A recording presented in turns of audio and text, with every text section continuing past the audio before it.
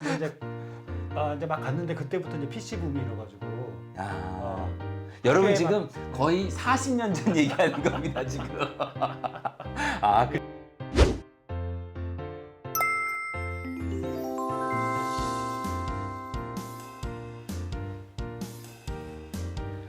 여러분 안녕하세요. 너때말 선생님입니다.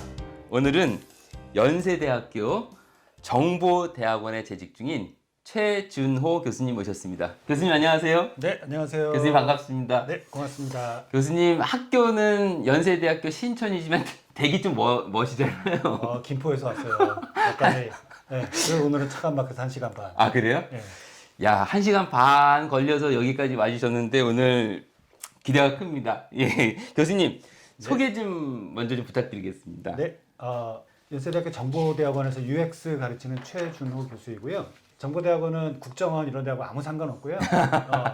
그 IT 융합대학원이라고 보시면 돼요. 예. 각 대학별로 IT 그 영어를 갖다가 잘 쓰기가 좀 그런지 이름들을 좀 다양하게들 많이 바꾸죠. 서울대는 융합과학기술대학원. 그럼 그 말씀은 이제 ICT 뭐 이런 쪽에 관련된 것을 대부분 다 한국말로 할 때는 예. 정보, 뭐 정보 융합 이렇게 하는 건가요? 그죠. 이름들이 그래서 헷갈려서 학생들이 전공 이런 거 검색하고 이럴 때 굉장히 좀 혼란스러워 하시는 것 같아요. 제가 알기로는 음.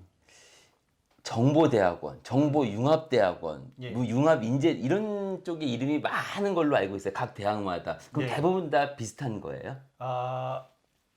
베이스가 뭐냐에 따라서 조금 어프로치들이 좀 달라요. 이제 공대 베이스는 사실 IT 그쪽을 하면 개발을 해야 되니까 예. 프로그래밍하고 코딩하는 쪽 백그라운드가 좀 주로 된 데가 있는데 거기다가 기획이나 그다음에 디자인 같은 걸 합쳐서 왜냐면 이게 다 합쳐져야 하나의 IT 서비스 같은 걸 만들 수가 어쨌든 있잖아요. 융합이네요. 그쵸, 융합인데 예. 근데 그래서 학생들이 자기의 메인 관심이 뭐고 그다음에 그와 덧붙여 가지고 어떤 걸 융합해 가지고 할 건지 자기의 관심사에 따라서. 예. 그래서 한우물만 파는 사람은 사실 융합에서 좀 성공하기 힘들고 그렇죠.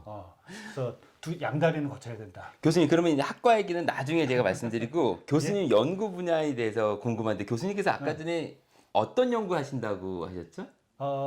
그 UX 분야인데 UX 분야도 사실은 굉장히 넓은데 먼저 UX 물론 우리 너때말 친구들이 예. 아는 친구들도 있지만 그 전에 오은석 교수님 편에서 한번 예. 나왔대요. 첫 주차에 네. 오은석 교수님이 UX에 대해서 설명을 해주셨지만 네. 그럼에도 불구하고 최준호 교수님께서 또 UX 간단하게 좀 먼저 소개 좀 부탁드릴게요. 예, 쉽게 말하면 여러분들 스마트폰이나 그 스마트 기기 안에 들어가는 사람하고 맞닥뜨려지는 부분을 터치 포인트라고 하거든요. 이렇게 사람이 조작하거나 이렇게 할 때 이런 것들. 기기가 사람한테 뭘 보여주거나 정보를 교환해야지 이 기기를 우리가 사용할 수 있는데 그렇죠. 그 모든 것을 기획하고 연구하고 실제 디자인해서 만드는 일을 담당한다고 보시면 됩니다. 그래서 UX 분야가 그 안에 넓다라고 말씀하신 게 그거구나. 왜냐면 공학적인 무언가도 있어야 될 것 같고 뭐 인간의 무언가도 있어야 될 것 같고 뭐 디자인도 있어야 될 것 같고 그러면 교수님이 하시는 분야는 특히나 UX에서 어떤 분야 하세요? 저는 공학 백그라운드는 아니고 그러세요? 좀 기획 쪽에 좀 초점을 기획 쪽에 두고 있고요. 그다음에 관심 도메인이라고 하죠. 관심 영역들이 있는데 뭐 5, 6년 전에는 주로 스마트폰. 왜냐하면 그때는 그게 굉장히 스마트폰. 새로운 서비스들이 많이 그렇죠, 필요했으니까요. 그런데 요즘에는 또 그 지금 이 방송 듣고 있는 분들 이 공부해서 나중에 그 자기 공부한 거를 활용할 5년 뒤, 10년 뒤에는 주로 할 게 아마 모빌리티. 그러니까 모빌리티 자율주행 자동차. 자동차. 예. 그다음에 뭐 꼭 자동차뿐만이 아니라 탈 것, 이동에 대한 모든 것. 그러니까 퍼스널 모빌리티라고 하는 요즘 뭐 저기 전동 스쿠터. 전동 스쿠터 너무 많죠, 있고. 요즘. 예. 그런 것까지 다 포함을 하는 거예요. 그래서 그걸 모빌리티라고 합니다. 특히 현대자동차 이런 데는 아예 그 사람이 타고 다니는 드론 개발하는 예. 들었습니다, 그거. 그것도 다 마찬가지죠. 교수님 그럼 제가 궁금한 게 있는데 교수님은 그러면은 학부 때 전공이 무엇이에요? 신문방송학.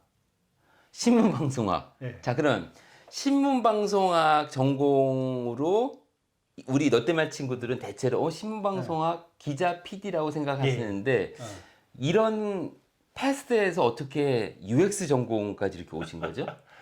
그렇네요. 저 사실은 중학교 때 컴퓨터를 배웠었고요. 그때가 1980년대 초반이니까. 굉장히 일찍 배우신 거 아니에요? 예. 그러니까 그 세운상가 키드 1세대. 예. 그래가지고 그때 요즘에 정보 올림피아드라고 하죠. 예, 컴퓨터 정보 경진대. 예. 그때 컴퓨터 경진대 1회가 83년도인가? 그때는 주무부처 이름도 최신부. 우리 친구들 치시면 몰라요. 예, 정보통신부가 나중에 이제 되고 이렇게 됐으니까. 예. 그래서 그 1회대 입상자 출신이에요. 워낙 그 백그라운드가 어떻게 보면은 네. 공학적인 백그라운드가 있다고 봐야 되는 거 아닌가요? 기술적인 백그라운드. 그죠. 그러니까 좀 프로그래밍 하는 거 그때 이제 그 재밌어가지고. 그 말인즉슨 교수님은 어느 정도는 좀 융합적이신 분이라고 얘기해야 되는 거 아닌가요? 조금 그렇죠. 그리고 왜 공대를 안 가고 그렇게 질문할 수 있을 것 인문사회계를 같아요. 갔느냐. 근데 글 쓰는 것도 좋아했거든요. 제가. 그래가지고 IT 분야에 대해서 이거 새로운 게 굉장히 그렇지. 많은데 이걸 사람들한테 잘 알리고 이거 어떻게 활용해야 되고 그다음에 어떤 거가 또 사람들한테 중요하고 하는 걸 갖다가 글 쓰는 기자가 되고 싶다. IT 전문 기자.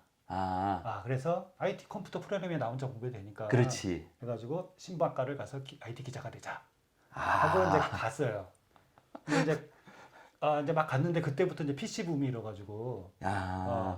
여러분 지금 거의 40년 전 얘기하는 겁니다 지금. 그 당시에는 그때 컴퓨터 286. 286 몰라요 우리 친구들.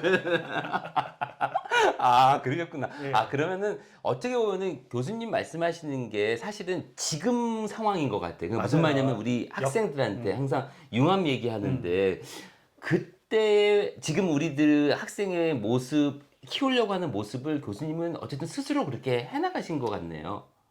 뭐 알아서 그렇게 했다기보다 그냥 재밌는 거 하다 보니까. 근데 사실은 남들이 안 하는 길을 가긴 했죠. 그렇죠. 너는 독특합니다. 왜 컴퓨터 하면서 인문계를 가려고 그렇지. 예. 근데 또 이게 재밌는 게 인문사회계 가잖아요. 컴퓨터 하는 사람이 없잖아요. 그러니까 저밖에 없는 거예요. 그렇네요. 그러니까 교수님들이 무슨 컴퓨터 할 일이 있으면 꼭 저만 부르세요. 그러니까 교수님들하고 친해지고. 그게 장점이 될 수 있겠다. 예.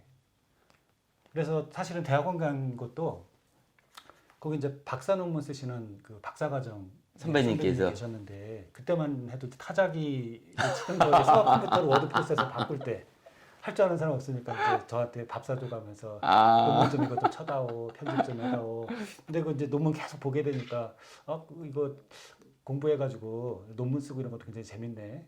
하게 됐습니다. 대학원에 가게 되고. 저는 교수님 지금 하신 말씀을 듣고서 이 롯데말 친구들한테 늘 얘기하는 게 있거든요. 뭐였냐면은 우리가 지금 앞으로 4차 산업혁명 시대에는 빅데이터와 인공지능이 중요하기 때문에 앞으로 무슨 일을 하건 간에 이런 코딩이라든지 프로그래밍이라든지 디자인이라든지 이런 분야가 중요할 것이기 때문에 여러분들이 무슨 일을 하시건 간에 우리 그 분야에 대해서 공부를 하자라는 얘기를 하는데 저는 최 교수님 말씀하신 것 보고 듣고서 그 생각이 났어요. 예전에 지금 제가 하는 말이 결국은 교수님이 인문사회 쪽을 하시면서 프로그래밍을 하셨기 때문에 지금과 같은 길을 남들보다 먼저 이쪽 분야를 하신 게 아닌가 생각이 들었어요. 그렇게 됐네요. 교수님 제가 양력을 보니까 삼성전자 무선사업부, LG전자 MC사업본부, 모바일 커뮤니케이션. 모바일 커뮤니케이션. 스마트. 근데 이게 올해 문 닫았죠. 그러게 많이 닫았죠. UX 컨설턴트도 하시고 카카오 사회이사도 하시고 교수님을 하시면서 이렇게 기업과 일을 할 수가 있는 거예요. 운때가 맞았던 것 같아요. 그럼 무슨 뜻이에요, 교수님? 삼성전자가 이제 이거 할 때가 2009년 그 전에 한국에 아이폰이 들어왔어요.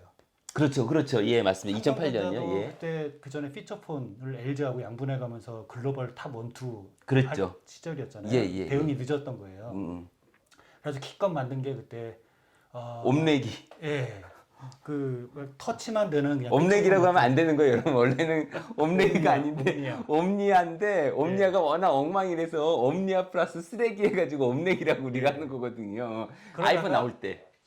아이폰한테 확 밀렸죠. 그렇죠. 다른 거예요. 그래서 스마트폰을 빨리 다시 시작해야 되는데 그래가지고 기기야 어떻게든 만들 수 있겠는데 우리가 애플하고 비해서 못하는 게 뭐냐 봤더니 애플이 잘하는 게 뭐고 우리가 못하는 게 뭐냐 봤더니 UX더라. 아, 그때 그걸 판단한 거예요. 예.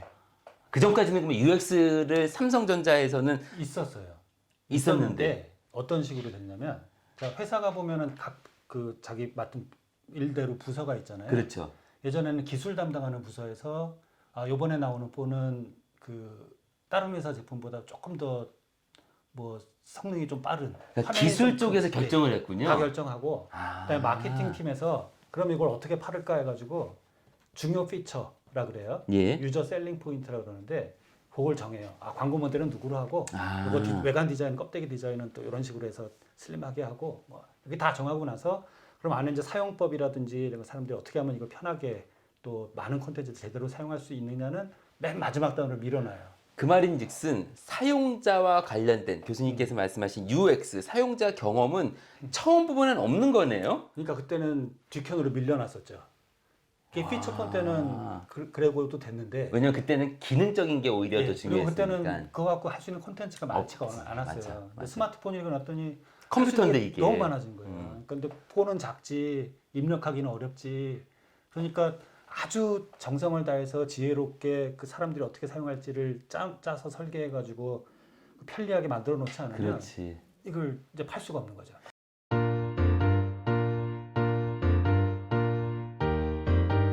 영상이 유익하셨다면 구독, 좋아요, 댓글과 알림 설정까지 부탁해요.